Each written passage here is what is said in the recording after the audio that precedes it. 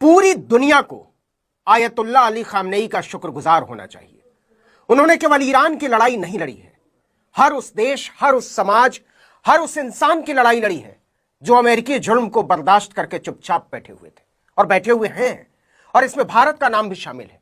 हर भारतीय, चाहे वो किसी भी धर्म का हो, किसी भी पंथ या संप्रदाय का हो, उसे खामनेई की बलाएं लेनी चाहिए, जिसने मगरूर ट्रंप की बक्कल उतार दी।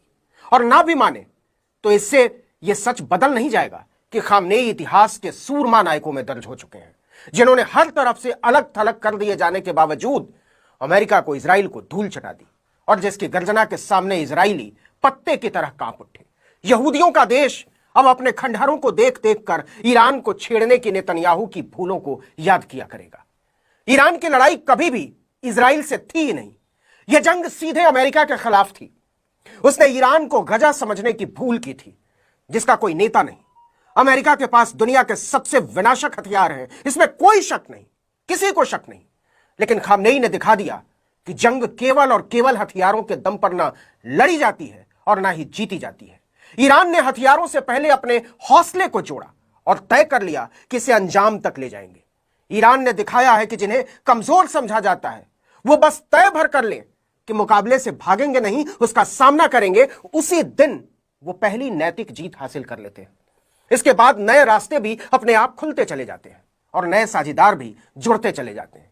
लेकिन इसकी जो सबसे बड़ी शर्त है वो ये कि आपका नेता भी उतना ही दूरदर्शी और अडिग हो। नरेंद्र मोदी की तरह नहीं, जो ट्रंप की एक घुड़की पर बकरी की तरह मिमियाने लगे। खामनेई किसी धौंस में नहीं आए। उन्होंने कभी भी अपनी विदेश नीति के साथ समझौता नहीं किया। चारों तरफ से शत्रुओं से घिरे होने के बावजूद कभी अपनी सेना को युद्ध भूमि से पीछे नहीं खींचा। अपनी सियासत और सल्तनत बचाने के लिए सेना का इस्तेमाल नहीं किया।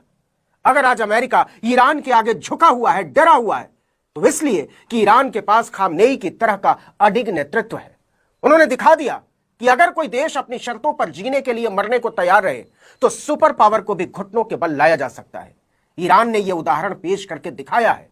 विश्वगुरु अखबार और टीवी चैनल नहीं बनाते, ना ही कोई आईटी सेल। विश्वगुरु बनते हैं अपनी सूझबूझ और नैतिक सामर्थ्य से।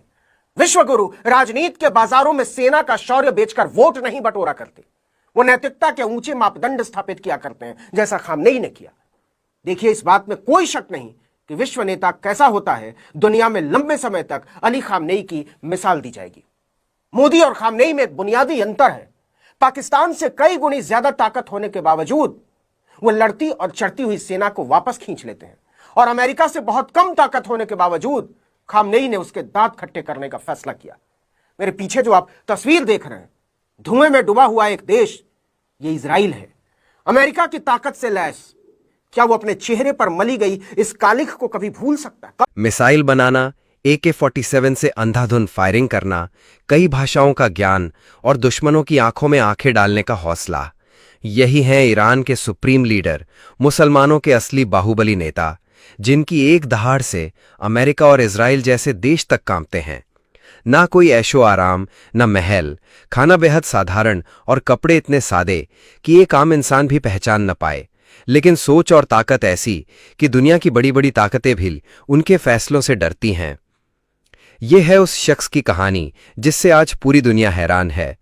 चलिए बताते हैं सुप्रीम लीडर के वो अनसुने किस्से और 1981 का वाकया। जिस दिन दुनिया अमेरिका और इजराइल जैसे ताकतवर देशों की ओर देखती है, उस दिन ईरान के लोग एक चेहरे की ओर देखते हैं, आयतुल्लाह अली खामेनेई की ओर।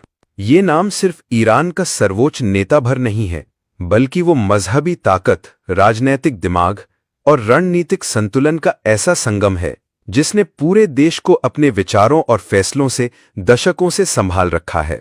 उनके इशारे पर नीतियां बनती हैं, सेनाएं चलती हैं और दुश्मन देशों की धड़कनें तेज हो जाती हैं। वो ना तो राष्ट्रपति हैं, ना ही प्रधानमंत्री, लेकिन उनके पास ईरान की सबसे बड़ी शक्ति है, सुप्रीम लीडर की।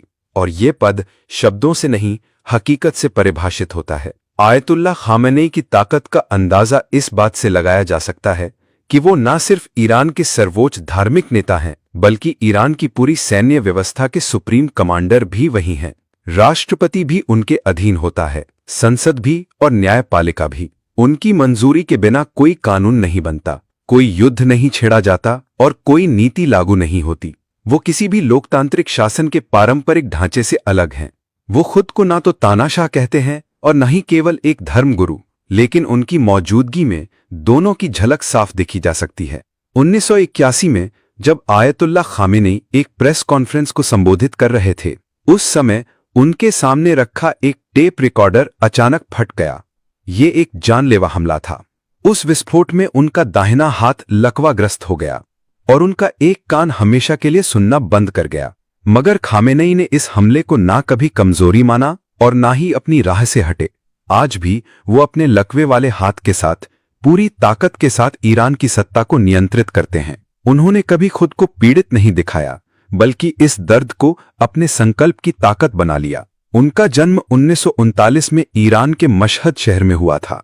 उनके पिता जावेद खामेनी एक मौलवी थे और बेहद सादा जीवन जीते थे। खामेनी 8 भाई बहनों में दूसरे नंबर पर थे। बचपन से ही धार्मिक शिक्षा में रुचि थी और उन्होंने बहुत कम उम्र में कुरान, हदीस और इस्लामिक दर्शन की पढ़ाई शुरू कर दी थी। उन्हें मौलवी का दर्जा जल्दी ही मिल गया। उनके 2 भाई भी मौलवी हैं। छोटे भाई हादी खामेनी पत्रकारिता से भी जुड़े हैं। उनका परिवार मूल रूप से अजरबैजानी था और उनके गांव खामाने के नाम पर ही उन्होंने खामेनी सरनेम अपनाया। 1979 की इस्लामिक क्रांति में उनकी भूमिका निर्णायक रही। जब शाह मोहम्मद रजा पहलवी की तानाशाही के खिलाफ पूरा देश सड़कों पर उतरा, उस समय खामेनी आयतुल्ला रुहुल्लाह खुमैनी के सबसे करीबी सहयोगी बन चुके थे। ये वही खुमैनी थे जिन्होंने अमेरिका समर्थित शासन को उखाड़ फेंककर ईरान को एक इस्लामिक गणराज्य बना दिया। इस क्रांति के बाद खामेनी को 1981 में ईरान का राष्ट्रपति बनाया गया और 1989 में खुमैनी की मौत के बाद उन्हें सुप्रीम लीडर घोषित किया गया। लेकिन उन्होंने सिर्फ पद में ही संभाला, बल्कि उस पद की परिभाषा ही बदल दी। 1989 में जैसे ही उन्होंने सुप्रीम लीडर की कुर्सी संभाली, ईरान के संविधान में एक ऐतिहासिक बदलाव हुआ। राष्ट्रपति की सारी शक्तियां सीधे सुप्रीम लीडर को सौंप दी गईं। इससे आयतुल्ला खामेनी न केवल आधिकारिक रूप से सर्वोच्च नेता बन गए, बल्कि देश की हर नीति और हर निर्णय पर उनका पूर्ण नियंत्रण हो गया। इसके बाद से अब तक चाहे राष्ट्रपति कोई भी रहा हो, वो केवल उनके आदेश का पालन करने वाला माना गया है। इसलिए कहा जाता है कि ईरान का राष्ट्रपति केवल एक रबर स्टैंप है। अब तक उन्होंने एक भी विदेशी दौरा नहीं किया है। वो कभी ईरान से बाहर नहीं निकले। ये शायद किसी भी राष्ट्राध्यक्ष के लिए सबसे अनोखी बात है, लेकिन खामेनी इसे अपनी रणनीति का हिस्सा मानते हैं। उनका मानना है कि एक सच्चा इस्लामी नेता अपनी जमीन छोड़कर बाहर समर्थन मांगने नहीं जाता, बल्कि अपनी जमीन पर खड़ा होकर खुद को मजबूत बनाता है। उनका जीवन बेहद सादा है। वो किसी तरह के भोग विलास या शाही जीवन के पक्षधर नहीं है। वो जिस घर में रहते हैं वो बेहद साधारण है। कोई महल नहीं, कोई आलीशान सजावट नहीं। उनके कपड़े सादे होते हैं और खान पान में भी वो संयमित रहते हैं। लेकिन उनके पास जो है वो है असाधारण राजनीतिक दृष्टि और एक लौह इच्छा शक्ति। खामेनी खुद को एक धार्मिक विद्वान और साहित्य प्रेमी मानते हैं। उन्हें फारसी, अरबी और कुछ हद तक रूसी और अंग्रेजी साहित्य का गहरा ज्ञान है। वो तिलिस्मी किताबें, ऐतिहासिक युद्धों की कहानियां और इस्लामिक राजनीतिक विचारधाराओं पर आधारित ग्रंथों को पढ़ना पसंद करते हैं। फारसी कविता, दर्शन और ईरान का इतिहास उनके प्रिय विषय हैं।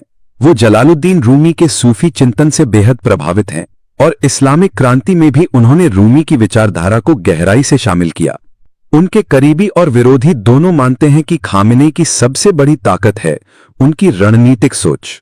वो किसी भी संकट को बहुत शांत मन से देखते हैं और उसके समाधान की स्पष्ट रणनीति बनाते हैं। वो समय के आगे सोचने वाले नेता हैं और अपने विरोधियों को मात देने के लिए उनका धैर्य और योजना बनाना एक मिसाल है।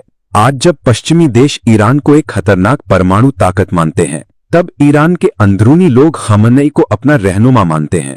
ये वही नेता हैं जिनकी छाया में ईरान ने अपनी सैन्य क्षमता बढ़ाई, क्षेत्रीय प्रभाव स्थापित किया और इस्लामिक पहचान को और गहरा किया।